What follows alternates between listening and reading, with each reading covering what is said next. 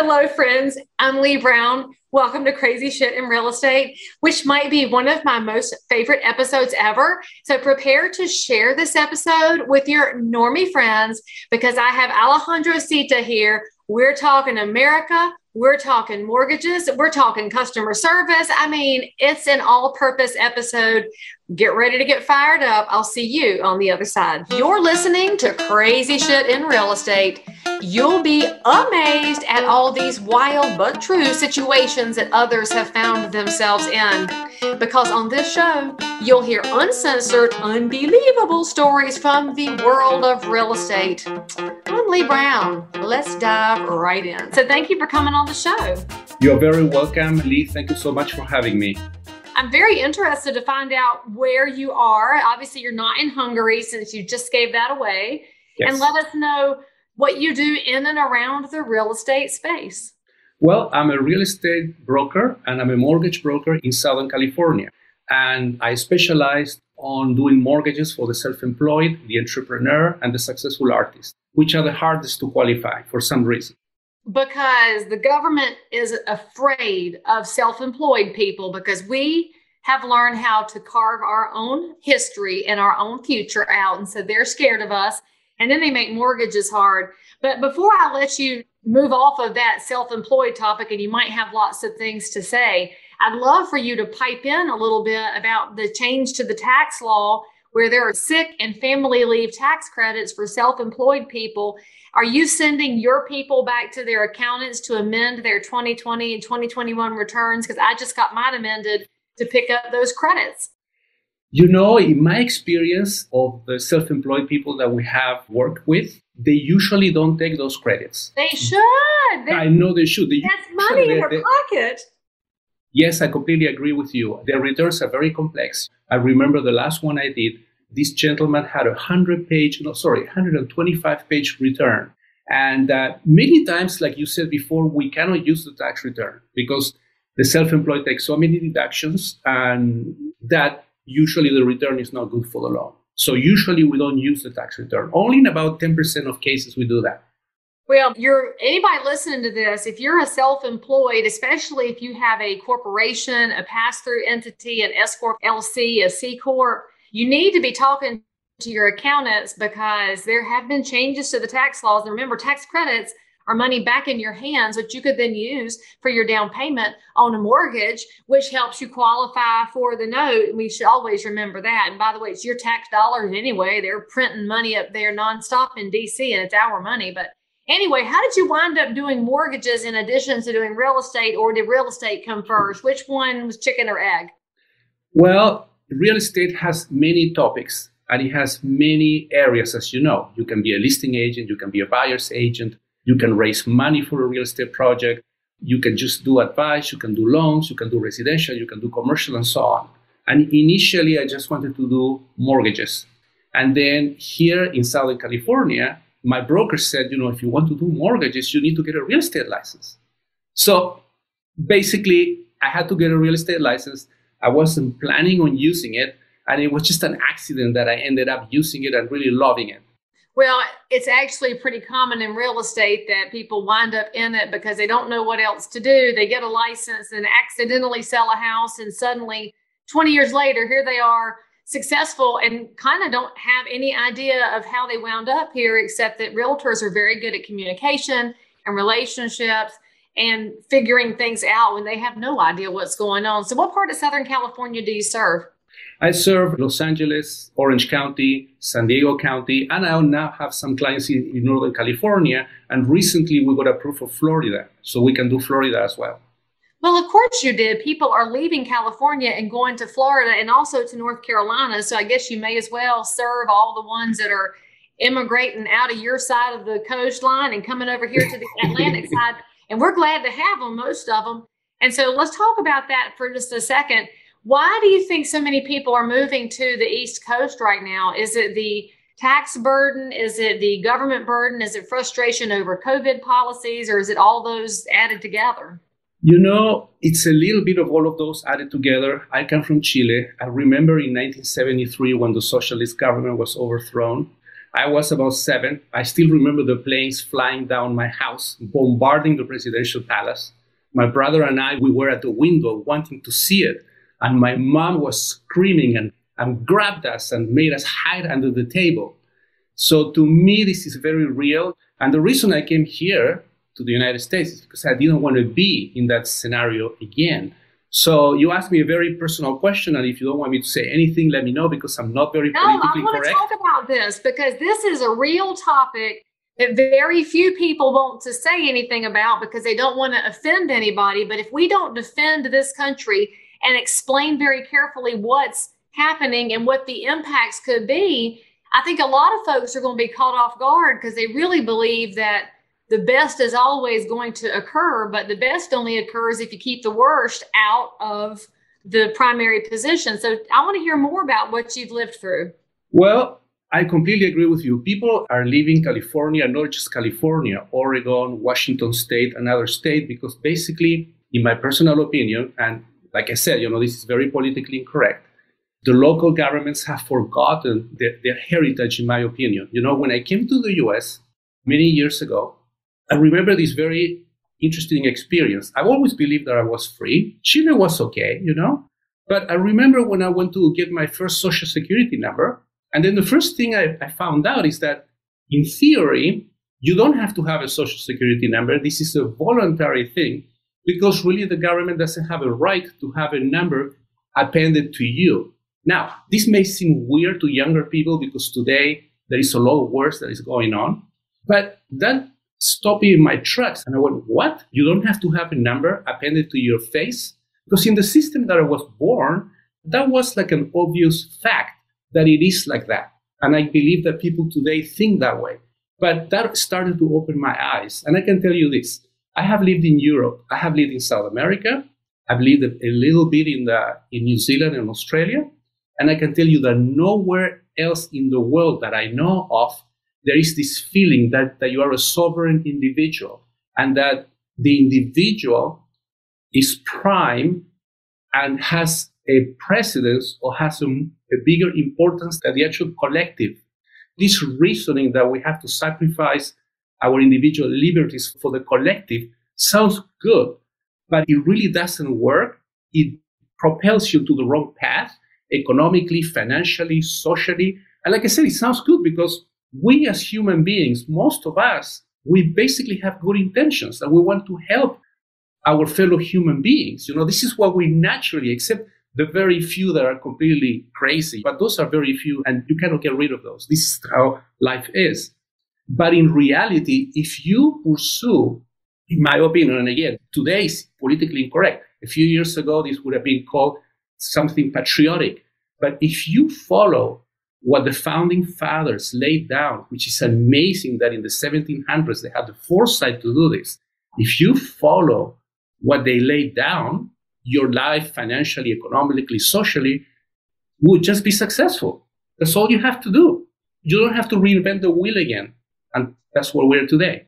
Oh, I'm so glad that we went down that little rabbit hole. And I'm going to guess, have you ever read Ayn Rand's book, Atlas Shrugged? Yes. I thought you might, because there's a lot of people that get angry about that book. In fact, I don't know if you saw it, but Rodgers, when he was interviewed on Peyton Manning's podcast, a copy of Atlas Shrugged was behind him, and Blue Check Twitter went nuts because they saw that book.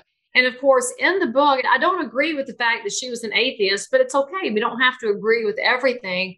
But she talks about the virtue of selfishness. And it's so fascinating to realize that if I'm looking out for the best, or for me, that entails the best for people around me. But if I look out for only the best for other people, I'm going to start being lazy, because a collective is going to always sink to the lowest common denominator, which is what's happening in the public schools when we take away the high flyers' sense of achievement and we just say nobody should have to do math and nobody should have to do really good hard work. So I love that we chatted about this. And frankly, it's the cornerstone of real estate, because, as living in all those other countries, there is no such thing as private property rights. And in the US, what we have for property rights is constantly under attack, because there's always somebody who thinks they know better than we do, what we should do with the property that we own. So I'm curious as to how your personal history and what you've seen of tyrannical authoritarian governments has impacted how you serve your clients through mortgage and real estate. One of the things that I can tell you, there is one story that I would like to tell you because to me it was life-changing. When I was like 7 years of age, I went to my dad.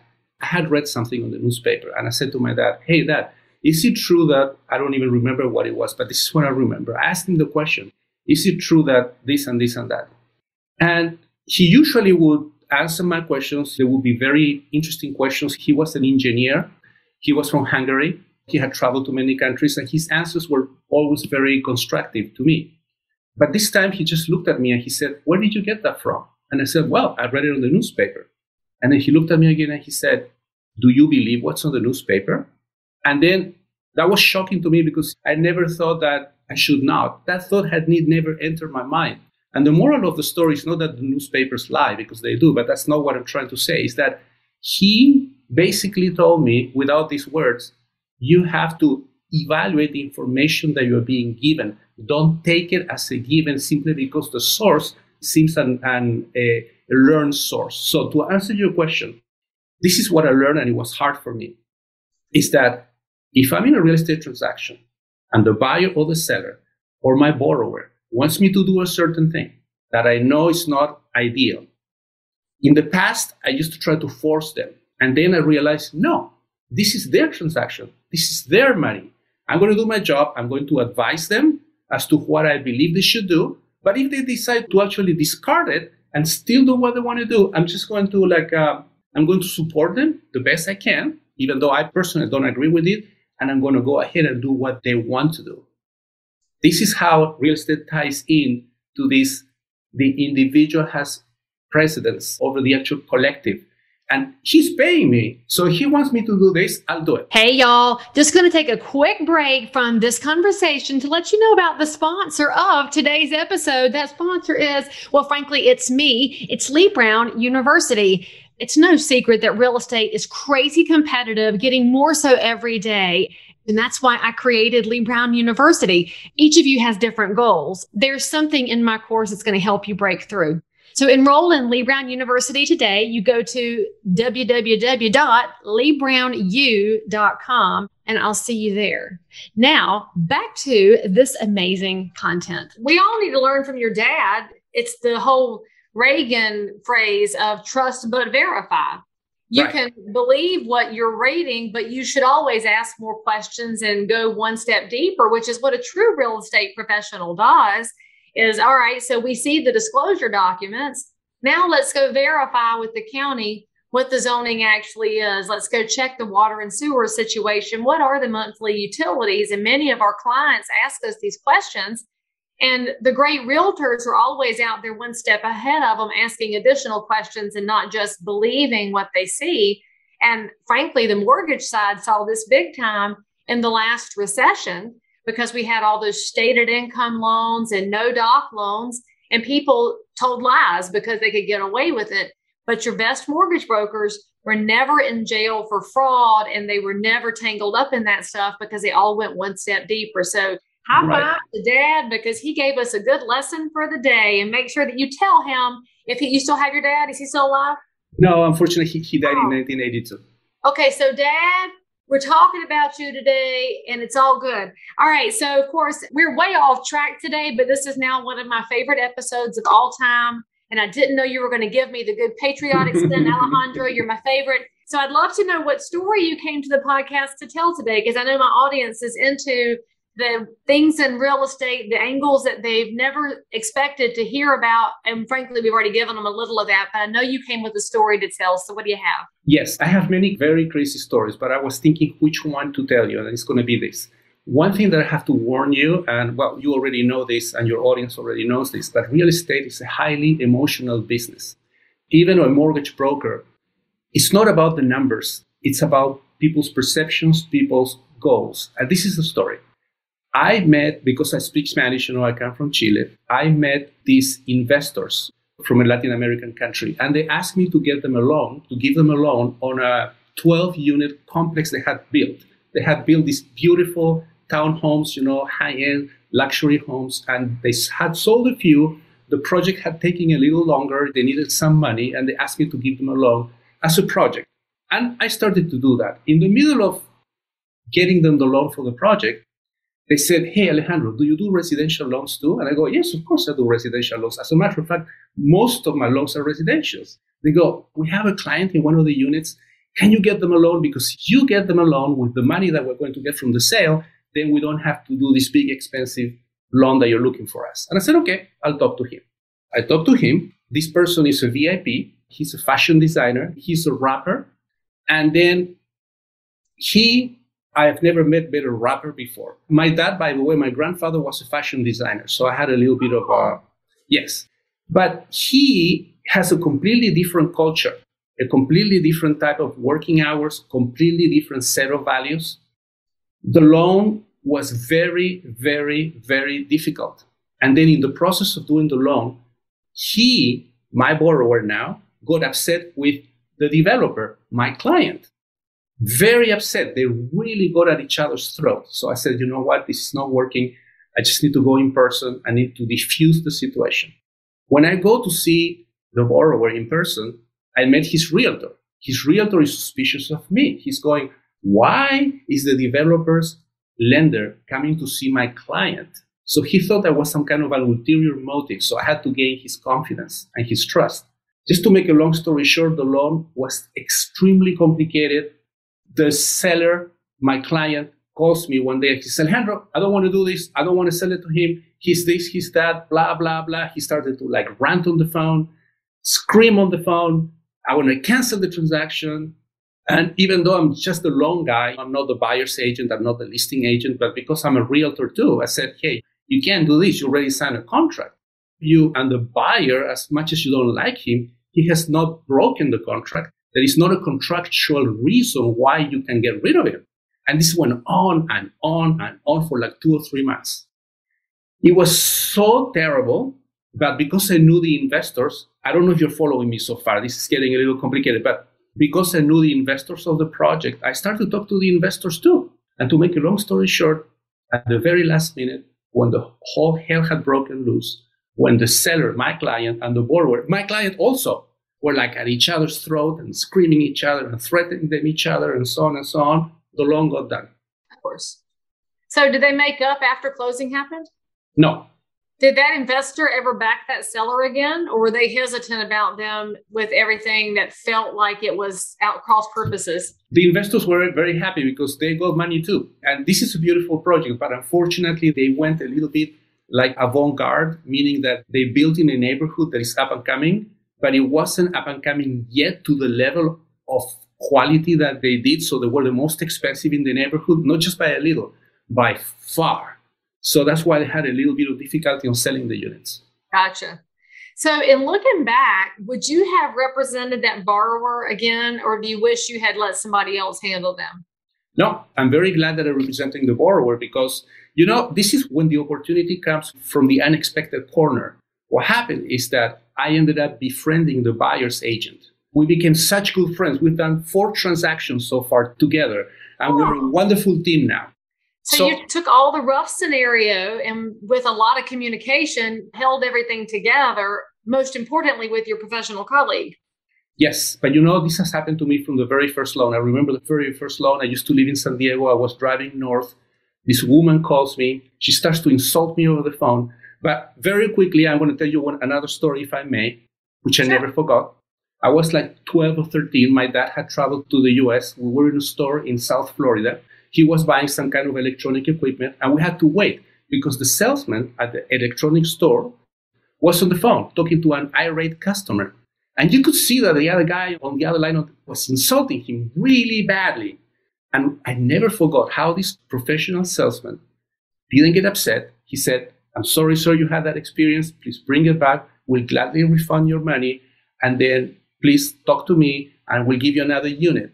And he had to repeat it over and over and over all the insults of this other guy. And that marked me. After I saw that, I thought, wow, this is how you have to behave when this happens to you. And this has happened to me many times because real estate is highly emotional. It is. And especially in today's world where people are already on the thinnest level of grace they have left. They're so frustrated about everything.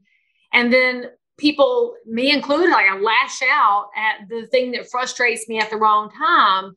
But that experience that you had watching that man manage somebody who was so angry they couldn't hear that he was offering them a solution, man, that's a life lesson for everybody. If you just get quiet for a second, you may find the solution is being offered. And we have to remember that in dealing with real estate, because as you've said a couple of times, it is a highly emotional process. And I think sometimes realtors forget that when we get in the thick of trying to win and handling all the details, that client is going to live there in this residential property and lay their head down there to go to sleep at night. And if you're an investor, your tenants are going to sleep there at night. And people want to have somewhere that's safe and secure where they can make it theirs for a long time. So I love that you've given us a couple of different angles there. So Alejandro, if anybody's looking for a real estate broker or a mortgage professional in Southern California and soon to be in Northern California, how is it best for them to find you? The best is to email me. Go to info@prosperitylending.us. info@prosperitylending.us. That's the best way to reach me. I notice you're smart enough not to put a difficult to spell name in your email address. So well done, well done. And that's Alejandro Szita, y'all. And so all of his contact information, including that email address, are in the show notes for this episode. So if you click on the link, you'll have all of his information so you can connect, ask questions, and talk to a professional in the Southern California market who absolutely understands how awesome this country is and might help you regain a little bit of your own love of country. In the meantime, give him some love down in the comments. A whole string of American flag emoji is a very appropriate thing. If you want to toss Chile in once in a while, we're cool with that too. And make sure you subscribe for more. Hit the bell so you don't miss an episode. We'll see you next time over here on Crazy Shit. Thank you, Leigh. As always, I'm so super thrilled that you joined in for more crazy shit. And if you're a realtor, investor, inspector, lender, or just a regular human being who happens to have an unbelievable story that you need to tell the world about, or frankly, you just need to one-up the story you just heard, then make sure to DM me on Instagram at Leigh Thomas Brown, or tweet me at Leigh Brown, or frankly, any social network where you hang out. I'm there. And if you had some fun, then you totally want to subscribe so you don't miss out on any future episodes.